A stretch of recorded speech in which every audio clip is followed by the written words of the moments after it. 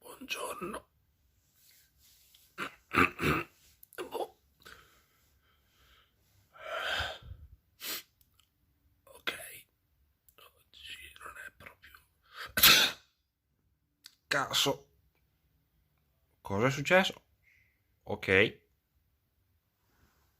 Cosa è successo? Caso. Oddio, mi sento uno di loro adesso.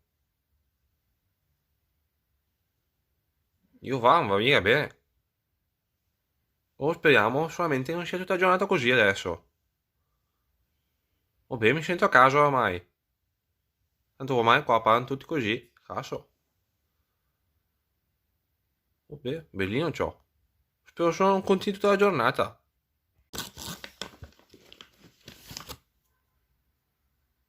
Lo so, non è un gatto, non è espressino. Si fa.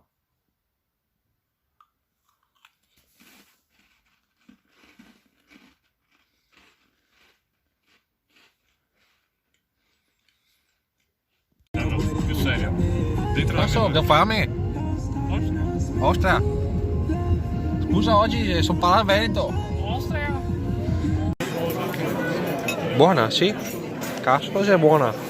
Una buona volta si mangia bene, né? Allora, cosa è successo? Dunque, mi... beh, sì, a casa. Perché sono in visita stasera. Di conseguenza non posso stare a lavorare fino a tardi stasera. Domani non vado a lavoro.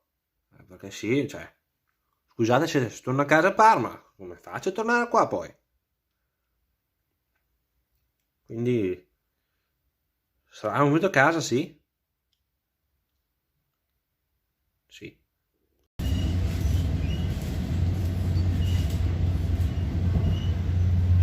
Caso, sei bello. Caso. È bello ciò. È bello. Cazzo, come finito di fare sto viaggio? Sono arrivato. Che facevo più, eh? È stato lunghino ciò. Cazzo. Cazzo. E stasera neanche spessino. Ragazzi, scusate, ma stasera non mi sento bene. Devo andare a letto prestino.